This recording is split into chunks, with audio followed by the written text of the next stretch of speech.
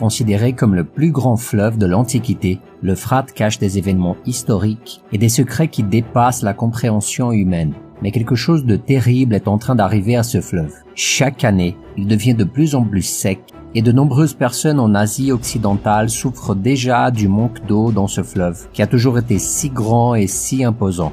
Pire encore, les pays riverains de l'Euphrate ne semblent pas s'inquiéter de la situation et dans certains cas, ils s'opposent même à la récupération de ce fleuve. Mais si je vous disais que la sécheresse de l'Euphrate n'est pas seulement une grave crise environnementale, mais qu'il fait partie de l'accomplissement de l'une des prophéties de la fin des temps. Dans cette vidéo, je vais vous montrer que le livre de l'Apocalypse fait des révélations impressionnantes sur l'avenir du fleuve Euphrate qui sont directement liées à l'Armageddon, c'est-à-dire la bataille finale entre Jésus contre Satan et ses démons. Est-ce que l'assèchement de ce fleuve est un signe que nous sommes très proches de l'arrivée de l'Antéchrist? Qu'arrivera-t-il à l'humanité si l'Euphrate cesse d'exister? Je vous donnerai toutes ces réponses et bien d'autres à partir de maintenant. Mais avant de commencer, je vous demande de cliquer sur le bouton like maintenant pour ne pas risquer d'oublier à la fin.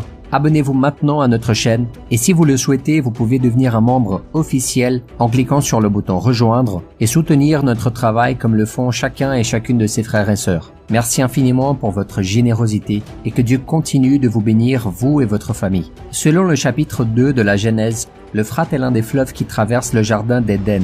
Ces eaux ont traversé le lieu que Dieu a créé pour être la demeure d'Adam et Ève, et aussi de tous les animaux qu'il a créés au début de toutes les choses.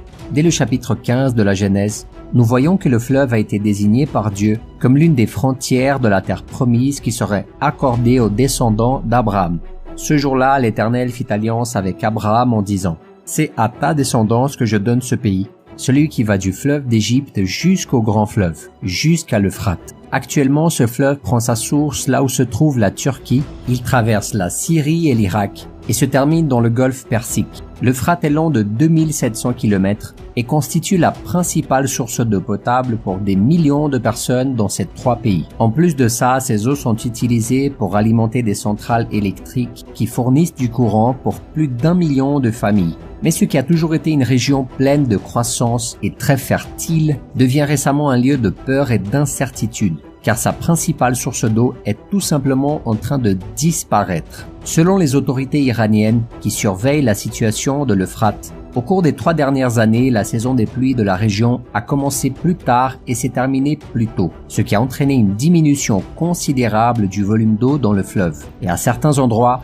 le lit du fleuve s'est complètement asséché. Et c'est dans l'un de ces endroits arides d'ailleurs qu'une vidéo est devenue virale sur internet, montrant qu'il pourrait s'agir de cris de démons dans une région où coule l'Euphrate, ce qui a laissé des milliers de personnes terrifiées.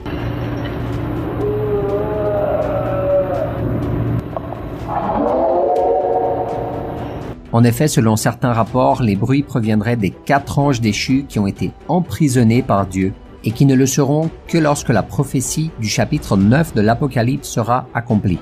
Mais en revenant à la question de la sécheresse que connaît l'Euphrate, un groupe de scientifiques affirme que ce n'est pas seulement la question du climat qui affecte le volume d'eau, mais aussi la mauvaise gestion de la politique de l'eau qui est pratiquée par les gouvernements des pays riverains. Certains disent même que quelques pays désirent que le fleuve s'assèche une fois pour toutes, pour une raison encore inconnue. Mais après tout, quel avantage la désertification d'un fleuve apporterait-elle à l'humanité? Quel est l'intérêt de ses dirigeants?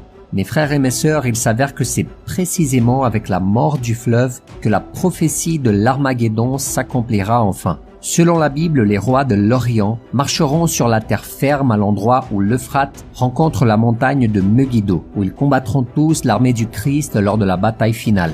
Lisons ensemble ce que nous révèle le chapitre 16 de l'Apocalypse.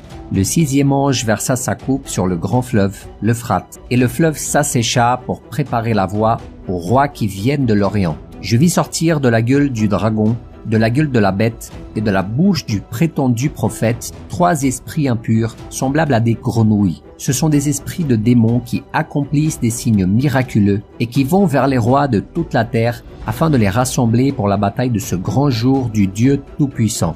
En d'autres termes, dès que l'Euphrate sera complètement asséché, la trompette sonnera et les démons prisonnés par Dieu se déchaîneront pour détruire un tiers de l'humanité avec leurs 200 millions de soldats. Lisez avec moi ce qu'a dit l'apôtre Jean à ce sujet.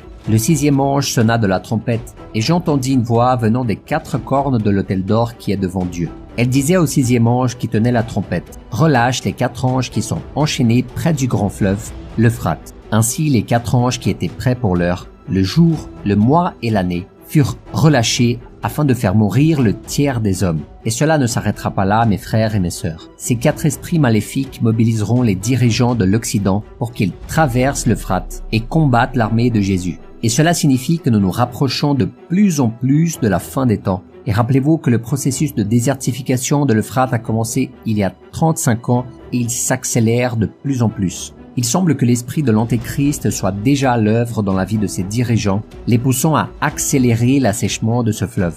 Je sais que l'Antéchrist n'a pas encore été annoncé, mais son esprit est déjà installé dans le cœur des êtres humains, les poussant à faire le mal et préparant tout le chemin pour son arrivée. Et ce n'est pas moi qui le dis, mais la Bible elle-même. Regardez ce qu'a écrit l'apôtre Jean. Voici comment identifier l'Esprit de Dieu. Tout esprit qui reconnaît que Jésus est le Messie venu en homme est de Dieu. Et si un esprit ne reconnaît pas que Jésus est le Messie venu en homme, il n'est pas de Dieu. C'est l'esprit de l'Antéchrist. Vous avez appris sa venue et maintenant déjà il est dans le monde.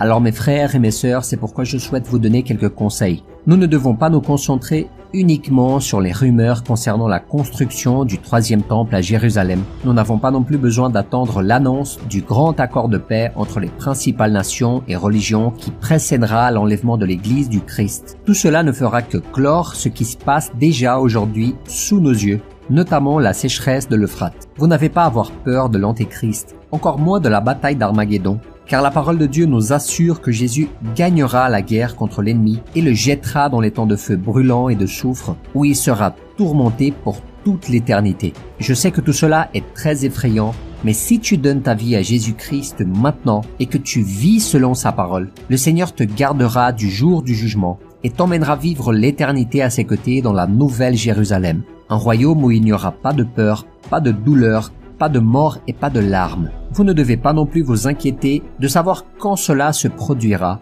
mais vous devez savoir de quel côté vous serez lorsque cela se produira. C'est pourquoi je vous invite à marcher avec moi ici tous les jours, parce que le but de cette chaîne est toujours de vous apporter des connaissances bibliques sur des sujets pertinents pour que vous puissiez toujours vous rapprocher de plus en plus du Seigneur et renforcer votre foi en Jésus-Christ. Amen. Je vous demande de partager ce message très important tout de suite. N'oubliez pas de laisser votre commentaire sur vos impressions de ce sujet. Choisissez l'une de ces 2 vidéos qui s'affichent sur votre écran et regardez-la pour continuer à renforcer votre foi. Considérez devenir un membre officiel en cliquant sur le bouton rejoindre. Que Dieu vous bénisse. Je vous attends dans la prochaine vidéo.